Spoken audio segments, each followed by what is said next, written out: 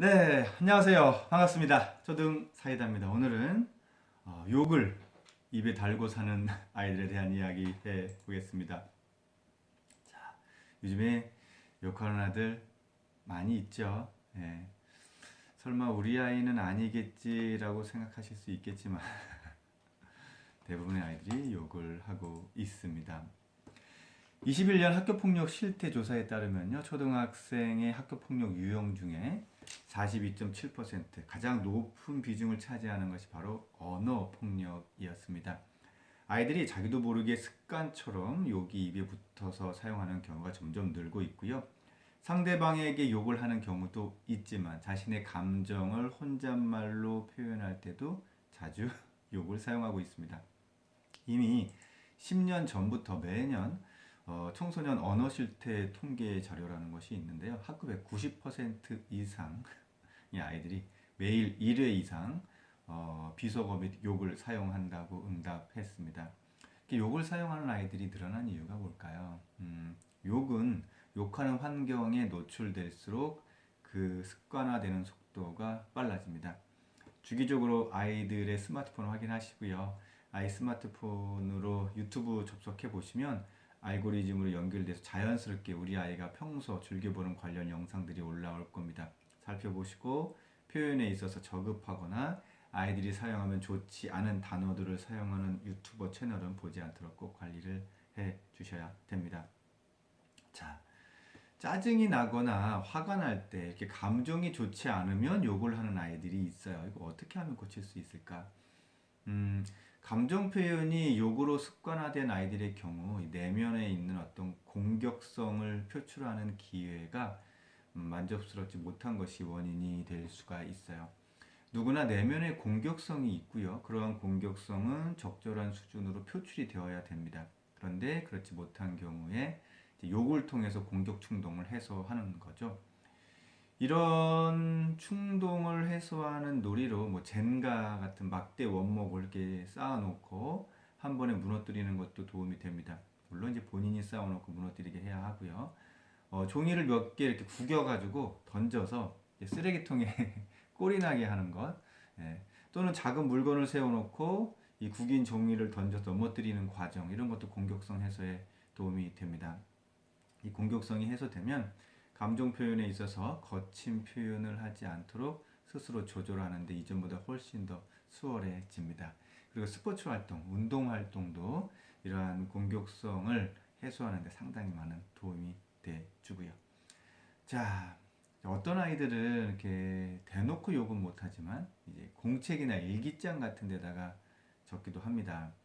내향성이 강한 아이들 중에 일기장에 표출하는 아이들도 제법 있고요.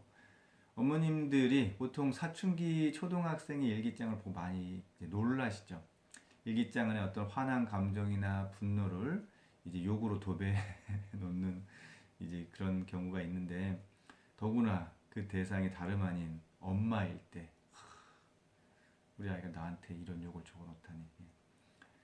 그 아이 일기장에서 엄마에게 입에 담아서는 안 될 욕을 적어놓는 것을 보았을 때, 그런데 그 아이가 어제 저녁 해맑은 표정으로 라면을 끓여달라고 했던 기억을 떠올리면서 이제 배신감도 느끼시고 무서움까지 이렇게 느끼셨다는 분도 계셨고요.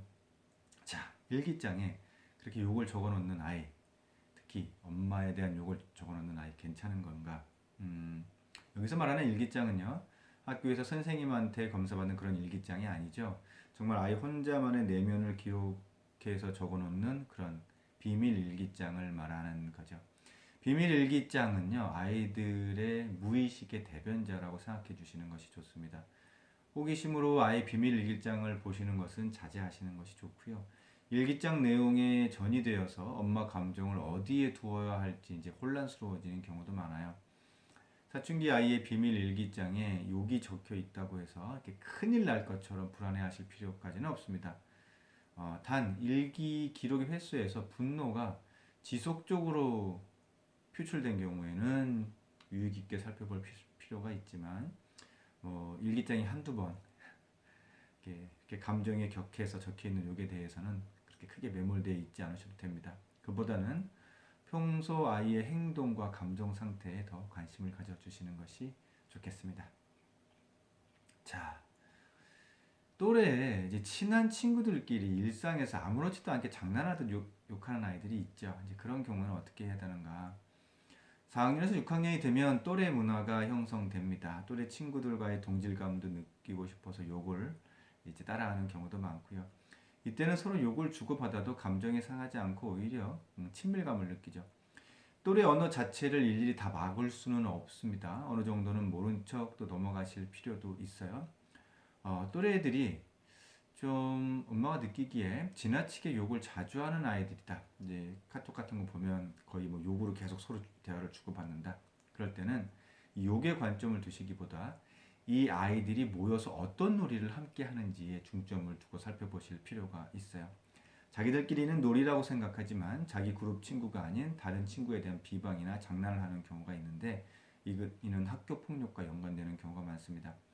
친한 친구 그룹 아이들과 장난하고 거친 말 사용하듯 다른 친구들에게 했다가는 집단 폭력으로 간주될 수 있기 때문에 그 부분 꼭 알려주셔야 됩니다.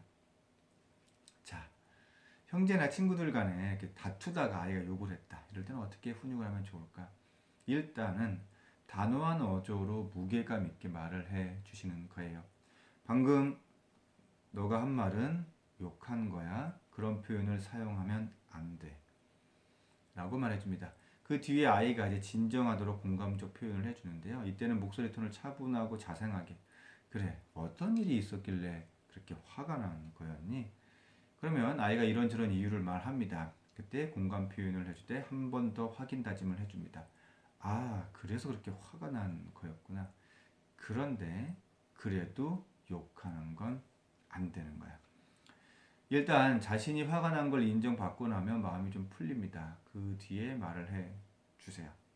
친구한테, 동생한테, 형한테, 언니한테 욕한 거 미안하다고 사과하렴. 사과를 하고 나면 이제 다음에는 어떻게 말해야 되는지 알려줍니다. 욕 대신에 이렇게 말하는 거야. 이번에는 내 차례잖아. 순서를 지켜. 이렇게 말하는 거야. 그렇게 말했는데도 지키지 않으면 그때는 엄마한테, 선생님한테 말하렴. 질서를 잡아줄 거야. 알겠지?